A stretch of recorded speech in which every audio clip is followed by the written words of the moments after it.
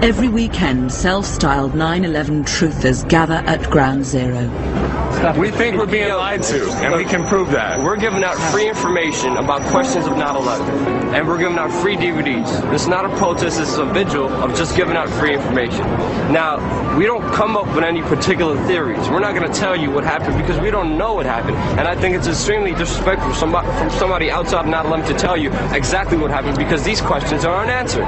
You know, questions of what happened to World Trade Center 7 are unanswered.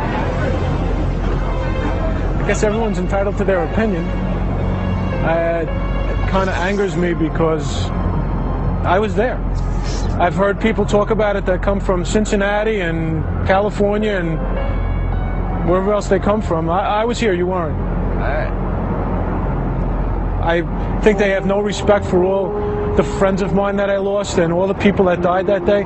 It's like a slap in their face.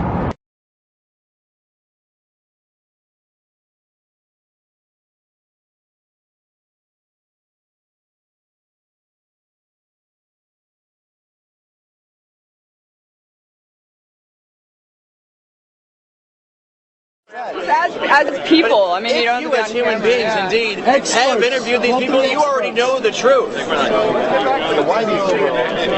Support a new investigation.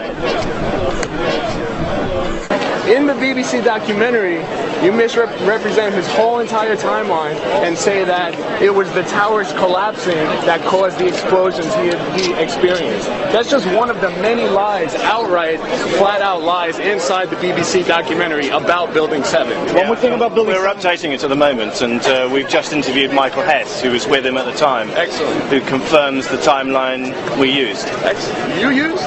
So then, what about Barry Jennings then? Why did you misrepresent his timeline? Why did you say that it was the towers collapsing that was the explosion he witnessed, when he clearly says in his interview with Loose Change that he was in the buildings before either tower had collapsed, and then he felt the explosion? Why did you misrepresent that? I was inside when the second plane hit. I was already in the World Trade Center 7. Okay. When the second plane. You didn't hear that. When I got to the 6th floor, before all this happened, when I got to the 6th floor, there was an explosion. That's what forced us back to the 8th floor. Okay. Both buildings were still standing. Keep in mind, I told you the fire department came and ran. They came twice. Why? Because building Tower 1 fell, then Tower 2 fell.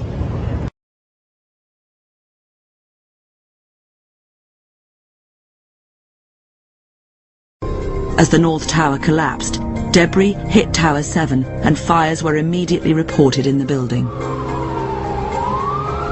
Early evidence of explosives, or just debris from a falling skyscraper. Barry Jennings was still trapped inside. It definitely happened before either tower fell, and I'll tell you why. Barry, I'm sorry, can you just wait for that chopper? Sure. Because this is vital. Why did you misrepresent that? We did an interview with him as well, at length, and spoke to him over a long time. And there is the. Why didn't you ask him? Why didn't you ask him to clarify? Should I just answer the question? Please do. Please do. Because we spent a long time researching it and talking to him in detail. Okay. We had a long interview with him, and we established the facts. Did you ask him to clarify whether the towers had come down before he felt the explosion? And what did he say? Yeah.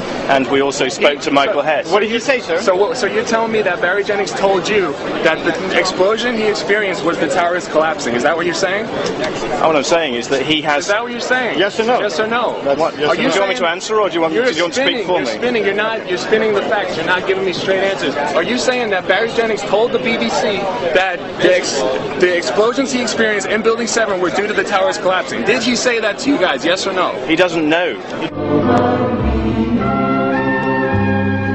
He doesn't know when the. Now he doesn't know. But when he did an interview with Loose Change, he doesn't know for sure he made very what he does, clear, what he knows. He made very clear in his interview with Loose Change, very clear that both towers were standing when he felt the explosion. He was very clear with it. Very clear, crystal clear. Go back and watch the interview. Besides that, look at the NIST document. What kind of event could it be other than what collaborated eyewitness testimony says?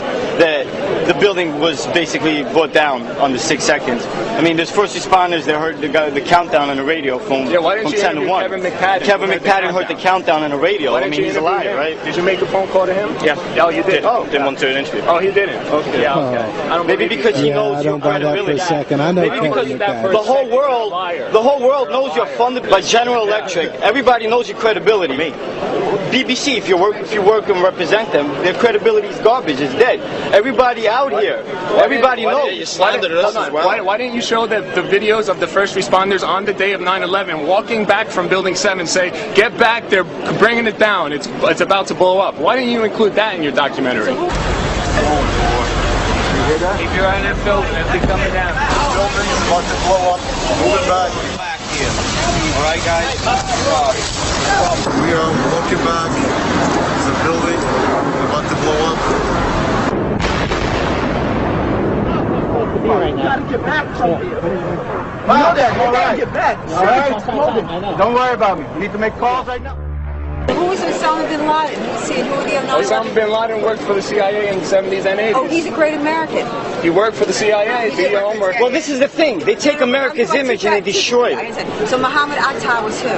Muhammad Atta was an intelligence a double agent. He was what you would call a double agent. Well, the thing is that you mentioned Muhammad Atta. I'm glad you did, because the Pakistani intelligence, Pakistani ISI, sent him $100,000 the week prior to 9/11.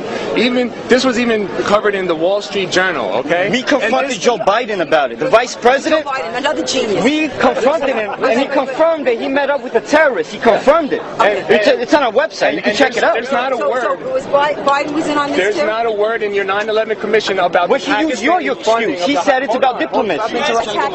Ma'am, you mentioned Occam's razor. Yeah. What about Building 7? The last building to go down, the first building to go up, Occam's razor. The owner of the building said that they pulled the building. That's a demolition term. I mean, you cut Larry Silverstein's statement right in half. You cut his statement right in half. Pull it means attach cables. Why did the BBC skew Larry Silverstein's statement about pull it? Yes, they did. Yes, they did. Hold on. Yes, they did. They cut the end of his statement off. Can you just admit that on the BBC that they cut the end of his statement off? Yes, they did. I remember getting a call from the fire department commander telling me that they were not sure they were going to be able to contain the fire.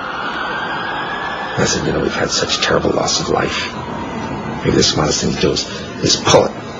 And they made that decision to pull, and then we watched the building collapse.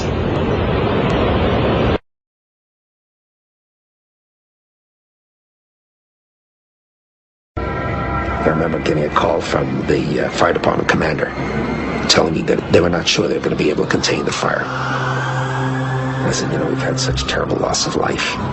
Maybe the smartest thing to do is pull it. And they made that decision to pull. I ask every viewer. Can you just admit that on the BBC that they cut the end of his statement off? Yes, they did.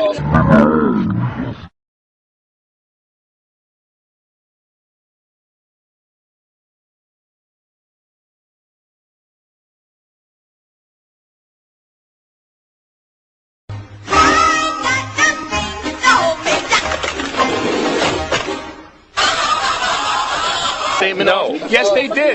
They cut the part where he says, "Yeah, they cut."